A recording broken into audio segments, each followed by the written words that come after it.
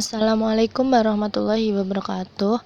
Di sini ada proposal tugas kewirausahaan tentang payek peto regu, renyah dan gurih serta gizi tinggi yang disusun oleh Ainatul Khairah NPM 042 kelas 402. Bab pertama yaitu ada latar belakang. Rempeyek merupakan makanan ringan yang terbuat dari tepung beras dengan bahan-bahan lain terikat atau dilapisi dengan adonan renyah tepung. Payek peto merupakan makanan ringan yang terbuat dari bahan olahan. Produk ini memiliki ciri khas tersendiri mulai dari rasa, penampilan, dan bahan. Karena produk ini diproses secara alami sehingga menghasilkan produk yang berkualitas tinggi dan tanpa adanya bahan pengawet. Potensi dan sumber daya manusia Dusun Bietan, Sawitan Mungkit, Magelang yang dekat dengan wisata Candi Borobudur dan jalan utama yang menghubungkan Magelang, Yogyakarta merupakan daerah yang cukup potensial untuk membuka dan mengembangkan usaha pengolahan dan pemasaran. Berbahan baku utama ikan atau peto dan tepung untuk diolah menjadi makanan yang digemari dan bernilai gizi tinggi. Yang poin B ada bidang usaha. Usaha yang akan dilakukan adalah produksi payek peto karena produk ini diproses secara alami sehingga menghasilkan produk yang berkualitas tinggi dan tanpa adanya bahan pengawet.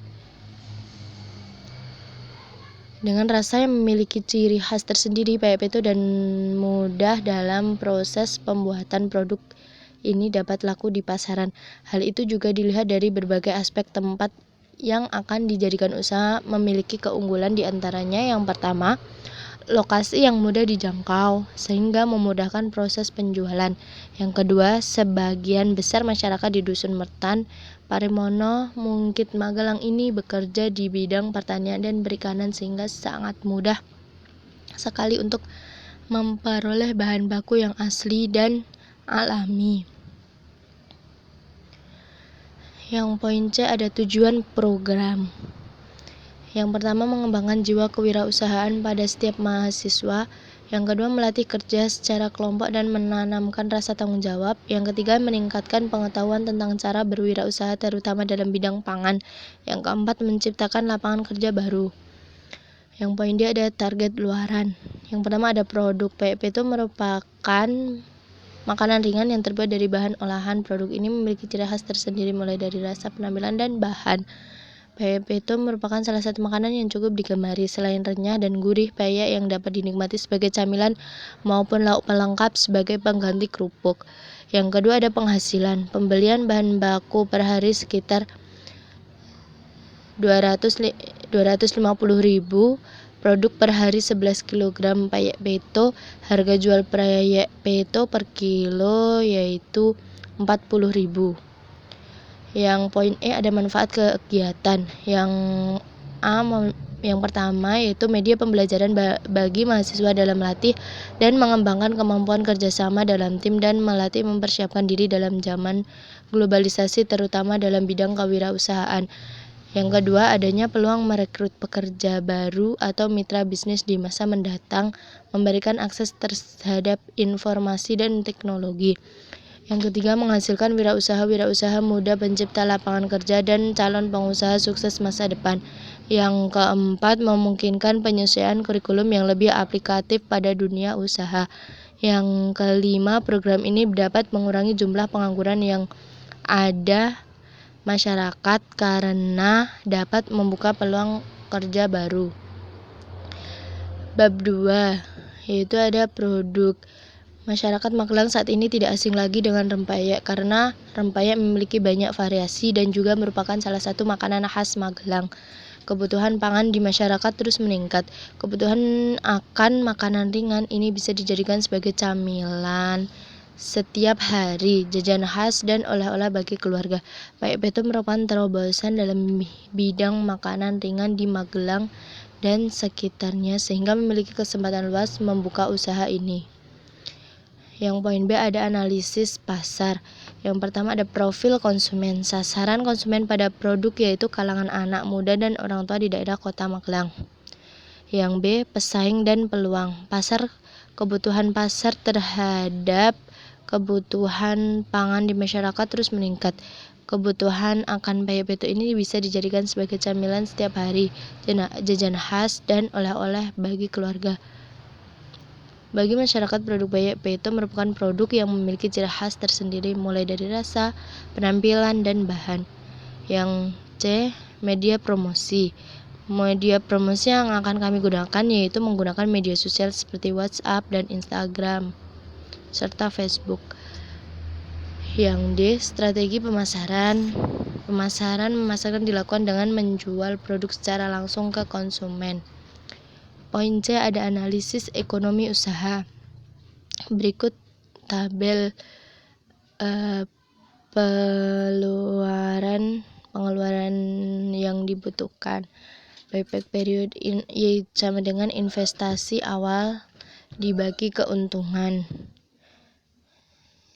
Artinya dalam waktu tidak sampai 1 tahun usaha ini telah kembali modalnya. Bab 3 yaitu lokasi produk. Lokasi pengembangan produk peyek peto berada di Dusun Bietan, Sawitan, Mungkit, Magelang. Persiapan alat yang digunakan yaitu antara lain pisau, tampah, baskom, telenan, parutan kelapa, saringan, wajan, serok, dan kompor gas. Sedangkan bahan yang digunakan adalah ikan peto, santan, tepung beras, minyak, garam, bawang putih, telur, dan ketumbar. Yang poin B, ada proses produksi. Langkah-langkah pembuatan peyek peto adalah sebagai berikut. Yang pertama, ikan peto dibersihkan kemudian ditiriskan ke dalam tampah. Yang kedua, 2 buah kelapa dikupas, diparut, dan diambil santannya. Yang ketiga, haluskan 5 siung bawang putih, 1 sendok teh ketumbar, dan garam secukupnya. Kemudian bumbu dimasukkan ke dalam baskom yang berisi santan. Masukkan tepung terigu dan 2 butir telur ke dalam adonan. Masukkan ikan peto ke dalam adonan.